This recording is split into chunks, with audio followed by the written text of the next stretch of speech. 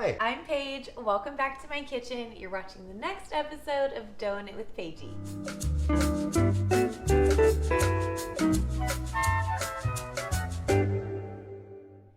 Today we will be making the challah recipe from the cookbook Bread Baking for Beginners by Bonnie Ohara. Challah is very similar to the other enriched breads that we've made in this book. The only differences here is that instead of adding butter and sugar, we're actually going to be adding honey and vegetable oil instead. We'll be actually making a couple of different variations of this bread today. Now the traditional challah is actually just one long braid, but if you don't feel comfortable doing that, we're also going to be making some cute little snails that are a lot easier to make. With all that being said, let's go ahead and get started weighing out our ingredients. In separate bowls, we'll start off by weighing out our all-purpose flour, salt, yeast, and eggs. Now weighing out your eggs can be kind of tricky. I usually crack some into a bowl on my scale, whisk them up, and pour out any excess into a separate bowl to get them down to the weight that I need. Any extra egg will be used for my egg wash later. In a large bowl, I'll add in my milk, honey, and vegetable oil. We'll add our egg on top of this mixture and the yeast right on top of that. And we're gonna whisk this up until it's combined and somewhat bubbly. When everything is well combined, it should look something like this. Then we're gonna go ahead and add in our flour on top of this mixture and our salt on top of the flour. And we'll just jump right in and start mixing this by hand. Now I can say from experience the consistency is a lot different with this bread than it has been with the other enriched breads in this book. It's just a little bit more thick and kind of sticky really. It just feels heavy. So put a little elbow grease into it, squeeze your dough, make sure that you're getting all of your dry ingredients mixed in well, and your goal here is to get your dough really, really stretchy like this. That's how you'll know it's well combined. So this dough requires a little bit longer of a rest time than the other enriched breads in this book. We're gonna let this rest for about 40 to 50 minutes so that the flour can absorb some of those wet ingredients. All right, it's been about 45 minutes. Our dough is done resting. It's time to go ahead and start kneading it. We're just gonna start off by turning our dough out of the bowl onto a floured countertop. And I usually like to keep a small bowl of flour near me just so I can easily access that while I'm kneading. I'm also gonna add a little bit of flour to my dough. And I'll keep my dough scraper near me just in case I need that to get the dough off of the counter. Now you guys know the drill. All we do to knead is we're gonna push the dough forward with the heel of our hand, pull the dough back, give it a quarter turn, and do the same thing. So that's forward, back, turn. Forward, back, turn. Now I mentioned a minute ago that this dough is a little bit more sticky than we're used to, so if your dough is sticking to your hands, you can use your dough scraper to get that off. Add a little bit more flour to your dough and just continue to work with it. And we're gonna do this for about 5 to 10 minutes until our dough has tightened up.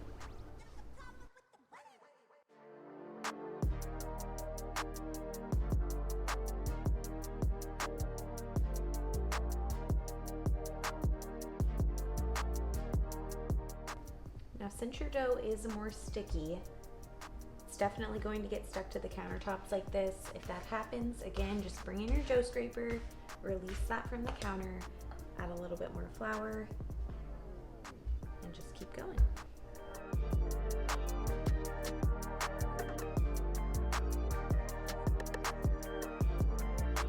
Now I just want to note, I know my dough looks really small. I did half this recipe today. I wasn't looking to make as much bread as this recipe makes, so I cut the recipe in half.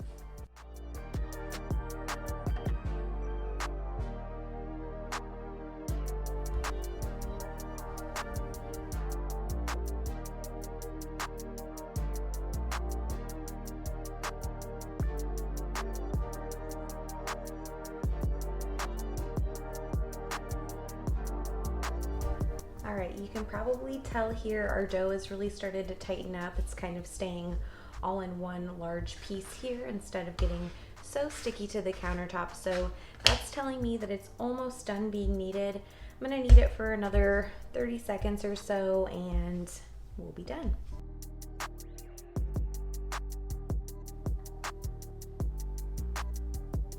So we're gonna pop our dough back into the bowl, cover this up with a floured kitchen towel, and we're gonna let this rise for about an hour and a half to 2 hours, and we'll come back and check it then. All right, it's been about 2 hours. Our dough is done rising, and here is what it looks like. I'm gonna add a little bit of flour to my countertops just in case my dough is really sticky. Not much, just a little. So what we're about to do right now is turn this out of the bowl and get this divided into 3 equal pieces for our braid. So I'm gonna start off by cutting off just a small piece for the little snail that I'm gonna be making for you guys. And then we'll cut this into 3 equal pieces.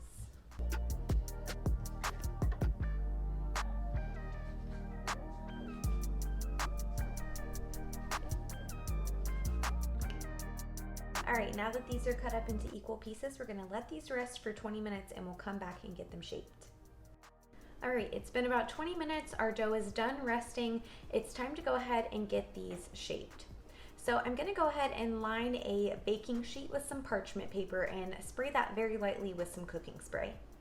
Now, if you know how to braid hair or you've done that before, this may come very naturally to you. If not, hopefully this helps.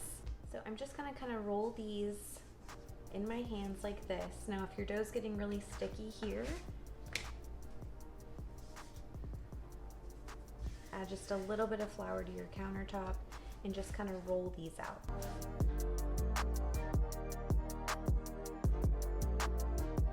Now remember, the more flour that you add, the less sticky that your dough is going to be. So if you add a little bit too much flour, it may make it a little bit harder for you to kind of seal the dough to itself in a minute, so just keep that in mind.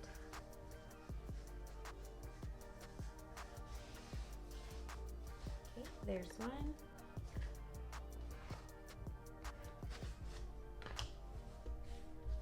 I'm not going to add any flour to this one. I'm just going to try to work with it and see how it turns out. Try to get these all about the same length.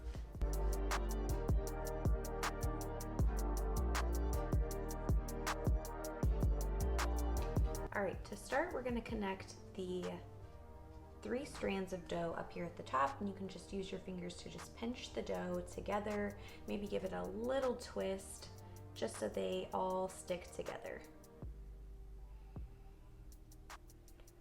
Now with braiding, what we're going to do is each outside strand is going to move into the center, and we're going to alternate doing that until we get to the bottom. So this outside strand is going to become the center strand. We'll scoot this one over to the outside. And now this one is going to become our center strand. We'll just move that over to the middle.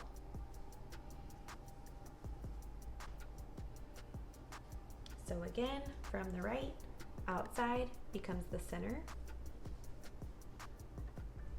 Left side becomes the center.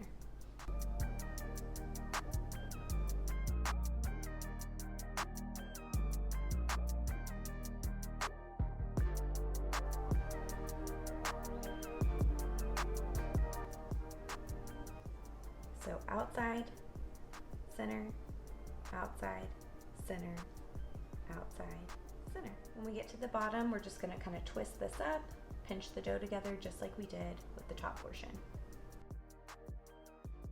And if you're a perfectionist like me and you don't like the way the bottom looks, I'm just gonna cut that off, reshape, so it's a little bit of a nicer shape. When you're done, it should look something like this. I'm gonna transfer our braided challah over to the baking sheet, and now I'm gonna show you guys how to shape your dough into a snail. Now, same technique with this. We're gonna roll this out into a similar rope like we did with the braid. Roll this out to about 8 to 10 inches. And all we're gonna do here is start from one side, turn this over so y'all can see. And we're just gonna roll this up. Now I'm gonna leave a little end out here because that's gonna be the snail's antenna. So use a knife, scissors, your dough scraper, whatever you have handy. I'm just give that a slice. Spread it out a little bit. And this is what our snail looks like. So I went ahead and transferred our snail and our braid over to our baking sheet, and we're gonna go ahead and brush this with some egg wash. Now we're actually gonna do that twice. So we're gonna do that now, and then we're gonna do it again right before it goes into the oven. And for our egg wash, I'm just using the leftover egg from this morning, and I just added a couple of tablespoons of water to that, and I just mixed that all together. And we're gonna let this proof for about an hour and a half.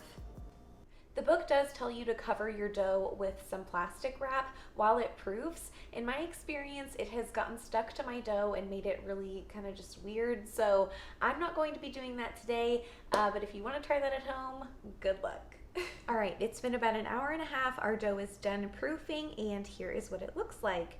I think it proofed up nicely. I'm gonna go ahead and brush it with some egg wash, and I think I'm gonna top our snail with some everything bagel seasoning.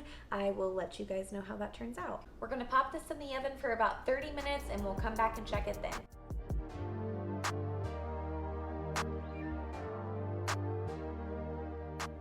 All right, our bread has been cooling on a wire rack for about 30 minutes. I'm so excited to try this bread because it smells so good in here. I want you guys to take a look. This is how the braided challah turned out, and I think it turned out so pretty. And this snail is the cutest thing I've ever seen, so I am super excited about this. And I'm so surprised the everything bagel seasoning didn't burn. I was kind of worried about that, but it looks perfect. So let's go ahead and do a taste test.